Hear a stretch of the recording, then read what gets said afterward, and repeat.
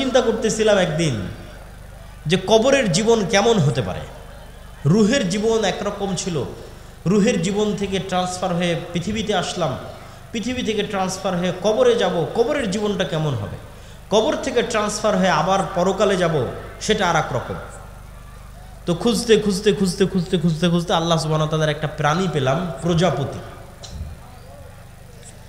প্রজাপতি প্রথমে শুঁয়োপোকা থাকে, আপনারাও পড়ে দেখতে পারেন, বাস্তবে গ্রামগঞ্জে থাকেন, বাস্তবে পরীক্ষা করে দেখতে পারেন। প্রথমে প্রজাপতি শুঁয়োপোকা থাকে এবং পোকা হিসেবে 1 মাস সে জীবনযাপন করে, বিভিন্ন গাছের পাতা খায়। 1 মাস জীবনযাপন, 1.5 মাস 2 মাস জীবনযাপন করার পর পোকাটা নিজেই মারা যায়, তার চারিপাশে খোলস তৈরি করে মারা যায়। চারিপাশে খোলস তৈরি করে মারা যাওয়ার পর ওই খোলসের মধ্যে বিবর্তন হতে থাকে, হতে হতে হতে হতে হতে হতে হতে আবার 1 মাস পর ওই পুরো খোলসটা পড়ে গিয়ে একটা জ্যান্ত তরতাজা প্রজাপতি হয়ে আকাশে উড়াল দেয়।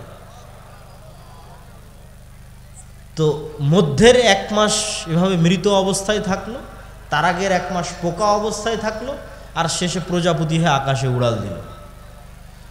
তো প্রজাপতির ক্ষেত্রে যদি এটা সত্য হয়, তো মানুষের ক্ষেত্রে হতে পারে না? অস্বাভাবিক কিছু নয়। তো আল্লাহর প্রত্যেকটা সৃষ্টিজীবের মধ্যে নিদর্শন আছে।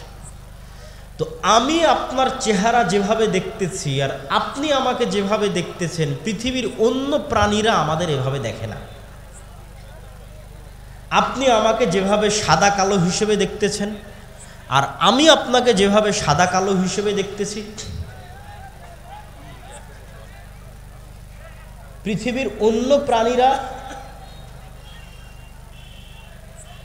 অন্য প্রাণীরা আমাদেরকে এভাবে দেখে না। তার একটা উদাহরণ দেখেন, জি এই দিকে মনোযোগ দেন। তার একটা উদাহরণ হচ্ছে কুকুর। কুকুরের ঘ্রাণ শক্তি মানুষের ঘ্রাণ শক্তির চাইতে 10,000 গুণ বেশি। 1 গুণ, 2 গুণ, 100 গুণ, 200 গুণ, 1000 গুণ, 10,000 গুণ বেশি ঘ্রাণ শক্তি কুকুরের মানুষের চাইতে। একটু সামনে ওনাকে বসতে দিতে হবে।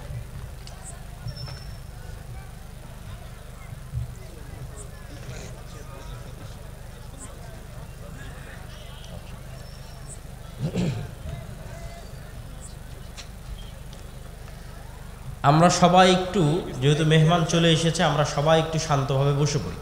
পিছনে যারা আছেন দয়া করে তারাও বসে পড়েন, হাতের ডানে যারা আছেন তারাও বসে পড়েন। আমি আমার বক্তব্য দীর্ঘায়িত করব না, উনি বক্তব্য দিবেন, আবার সেটার অনুবাদ করব, তারপরে শায়েখ আব্দুর রাজ্জাক বিন ইউসুফ আসবেন, উনিও আপনাদের সামনে বক্তব্য দিবেন।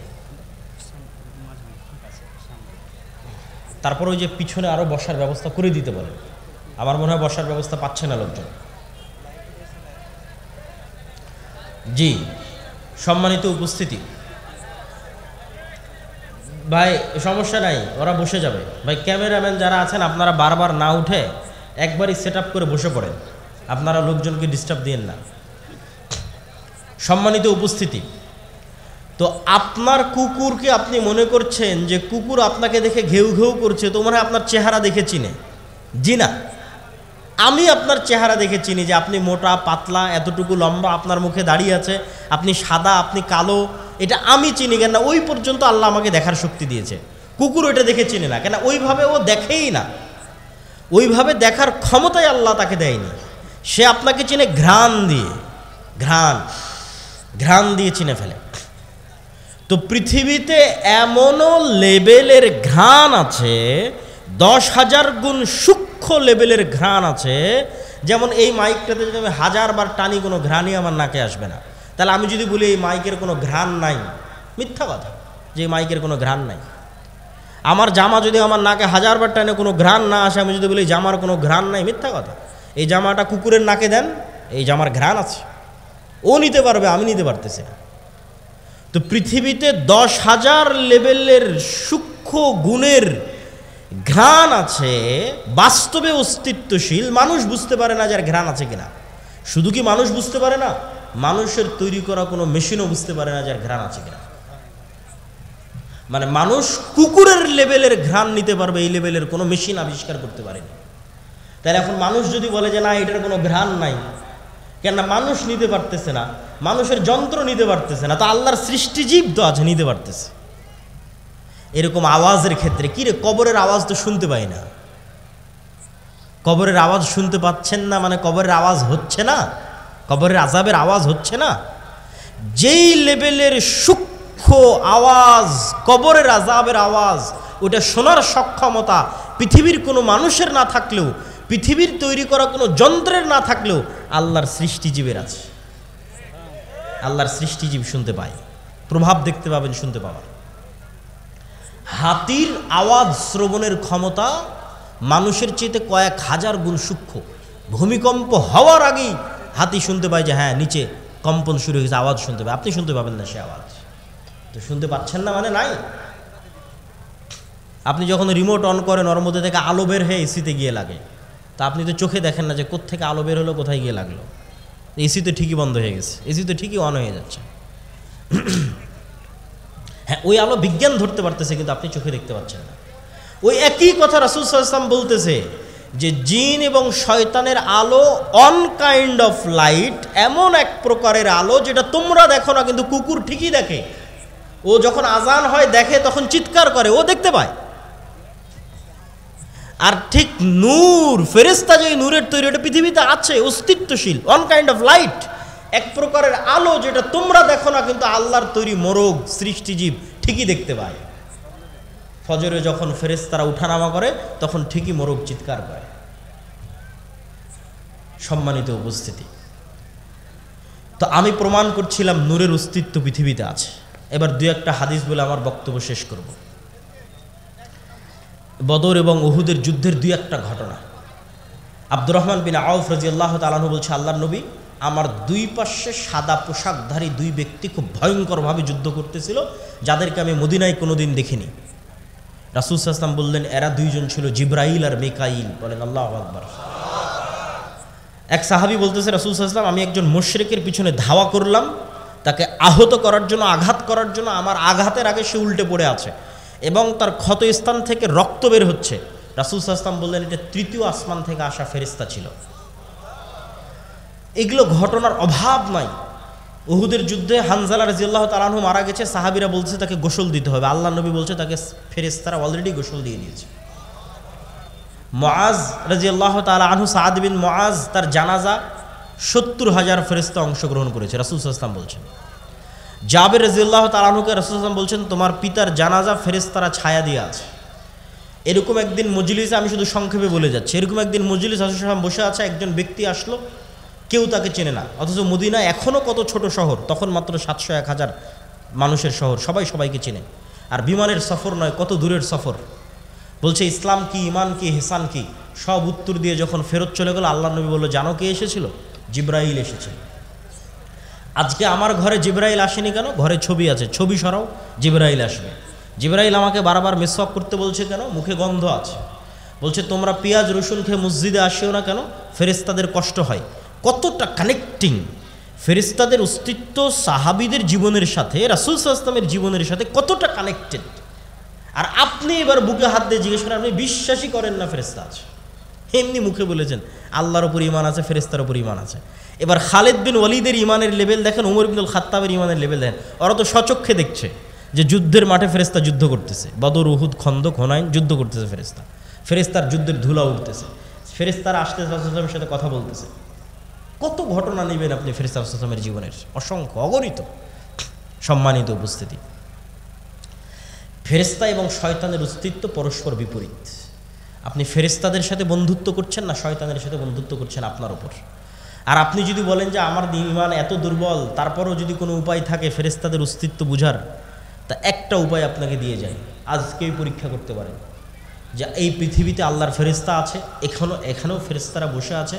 আপনার মায়ের অস্তিত্বের চাইতে সত্য যে আপনার সাথে ফেরেশতা আছে, আপনার পিতা এবং আপনার সন্তানের অস্তিত্বের চাইতে সত্য যে আপনার সাথে ফেরেশতা আছে এবং এখানেও বসে আছে, এবং তারা থাকে।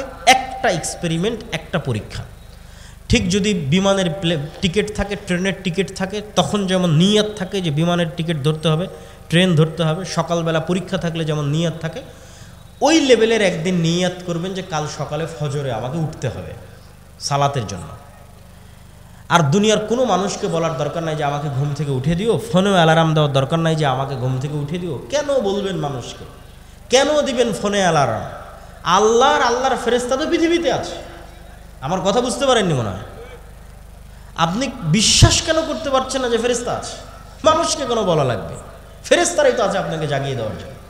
রাসূল সাল্লাল্লাহু আলাইহি সাল্লাম বলতেছে আপনি এইভাবে ঘুমালে আপনার মাথার পাশে একজন ফেরেশতা থাকবে ফজর পর্যন্ত আপনার দায়িত্ব নিয়ে। আপনি মানুষকে কেন বলতে যাবেন? পরীক্ষা করেন। ফেরেশতা আপনাকে ফজরে ঘুম থেকে উঠিয়ে দেওয়ার জন্য যে কোনো রাস্তা অবলম্বন করতে পারে, সেটা যেভাবেই হোক। সেটা আপনার বাচ্চা কাদার মাধ্যমে হোক, সেটা ঝড়ের বাতাসের মাধ্যমে হোক, সেটা বিদ্যুৎ যাওয়ার মাধ্যমে হোক, সেইটা মশা কামড়ের মাধ্যমে হোক, সেটা আপনার কানের মধ্যে ডাইরেক্ট আজানের আওয়াজ ঢুকিয়ে দেওয়ার মাধ্যমে হোক, আপনাকে জাগাবে। ফেরেশতারা পৃথিবীতে আছে সবসময় বিচলমান, কিন্তু আমাদের ঈমান বিল গায়েব নাই। মূসা আলাইহিস সালাতু ওয়াস সালামকে আল্লাহ এটাই শিখিয়েছে যে মূসা, যেই লাঠি দিয়ে তুমি গাছের পাতা পাড়তে, যেই লাঠি দিয়ে তুমি লাফ দিয়ে গর্ত পার হয়ে যেতে, তোমার ওই হাতের লাঠিকে আমি সাপ বানিয়ে দিলাম, যাও। যাতে তুমি শিখো যে দুনিয়ায় মানুষ যা দেখে এগুলোই সব নয়, এরও ঊর্ধ্বে মহাশক্তিমান আল্লাহ আছে, তার উপর ভরসা রাখতে হবে। এটা যাতে মূসা শিখে। কেননা মূসার লড়াই হবে পৃথিবীর সবচেয়ে শক্তিশালী বাদশাহ ফেরাউনের সাথে, অত্যাচারী বাদশাহ ফেরাউনের সাথে। দুনিয়াবি লজিকে এই লড়াই বিজয় অর্জন অসম্ভব। যদি কেউ মূসা আলাইহিস সালাম যদি ন্যূনতম চেষ্টা করতেন আমি দুনিয়াবি মাধ্যমে ফেরাউনের সাথে বিজয় অর্জন করতে যাব, তাহলে ওই যে মন্দির পাহারা দেওয়ার মতো কম্প্রোমাইজ করতে হতো। কোনো রাস্তা ছিল না মূসা আলাইহিস সালামের সামনে, কিন্তু উনি জানতেন আল্লাহর শক্তি সম্পর্কে, আল্লাহর ক্ষমতা সম্পর্কে, ফলত কোনো প্রকার কম্প্রোমাইজ ছাড়া উনি বিজয় অর্জন করেছেন। তো ঈমান বিল গায়েব যেই দিন মুসলমানদের মজবুত হয়ে যাবে, মুসলমানদের বিজয় সুনিশ্চিত। কেননা শক্তি ক্ষমতা ফেরাউনের তুলনায় মূসার যত দুর্বল ছিল, আজকের মুসলমানদের অত দুর্বল নয়। আর শক্তি ক্ষমতা আবু বকর, ওমর, ওসমানের, পারস্য রোমানের তুলনায় যত দুর্বল ছিল, আজকের মুসলমানদের অত দুর্বল নয়। দুর্বল কিসে? ঈমানই নাই আল্লাহর উপর, আল্লাহর শক্তির উপর, এটাই দুর্বল। তো আল্লাহর উপর বিশ্বাস অর্জন করতে হবে, ফেরেশতাদের উপর বিশ্বাস অর্জন করতে হবে। আগামী 6 ও 7 নভেম্বর আল জামিয়া সালাফিয়া ডাঙ্গিপাড়া পবা রাজশাহীতে সালাফি কনফারেন্স। আপনাদের এখানেও মেহমান এসেছে, তিনি তো থাকবেনই, এবং দেশ বিদেশের আরও ওলামায়ে কেরাম সেখানে উপস্থিত থাকবেন। আপনাদের সকলের উপস্থিত হওয়ার উদাত্ত আহ্বান। যাবেন তো ইনশাআল্লাহ? ইনশাআল্লাহ, আল্লাহ কবুল করুন। আর আজকে দাওয়া ইলাল্লাহর মাধ্যমে আমাদের যে বিভিন্ন মক্তবগুলো পরিচালিত হয়, সেগুলোর অধীনে এই প্রোগ্রাম আয়োজিত হয়েছে। আমি জানি না স্বেচ্ছাসেবকরা রেডি আছে কি না। তারা যদি রেডি থাকে, তারা যদি ভিতরে যায় আপনাদের কাছে সহযোগিতার জন্য, এই মুহূর্তে রেডি থাকলে আমি যাওয়ার আহ্বান করব। যদি যায় তাহলে আপনারা সর্বোচ্চ পর্যায়ের সহযোগিতা করার চেষ্টা করবেন। আলহামদুলিল্লাহ, আমাদের দাওয়া ইলাল্লাহর অধীনে প্রায় 600টা মক্তব সমগ্র বাংলাদেশে পরিচালিত হচ্ছে, যার জাতীয় মক্তব প্রতিযোগিতা এবছর টিভি চ্যানেলে আয়োজিত হবে ইনশাআল্লাহ, আল্লাহ সুবহানাহু ওয়া তাআলা যদি কবুল করে। আর যে বিষয়ে আমি আলোচনা করতেছি এবছর, আল ঈমান বিল গায়েব, এই বিষয়ে বই আসতেছে, আল্লাহর পথে যাত্রা নামে সালাফি কনফারেন্সে প্রকাশিত হচ্ছে। যদি যান তাহলে আশা করি নিতে পারবেন ইনশাআল্লাহ। দলিল তো বিস্তারিত এখানে অত বলতে পারলাম না, সব ওখানে পয়েন্ট বাই পয়েন্ট বিভিন্ন দলিল দেওয়া আছে। কেন আমার অবজারভেশন হচ্ছে মুসলমানদের ঈমান বিল গায়েবই নাই। ঈমানই নাই তো কী করবে? কম্প্রোমাইজ করা ছাড়া আর কোনো রাস্তা নাই। আর যদি ঈমান থাকে কম্প্রোমাইজ করা লাগবে না, বাংলাদেশের ক্ষমতা লাগবে না, কোরআনে সারা পৃথিবীর ক্ষমতা অর্জনের রাস্তা বলে দেওয়া আছে। কিসের বাংলাদেশ?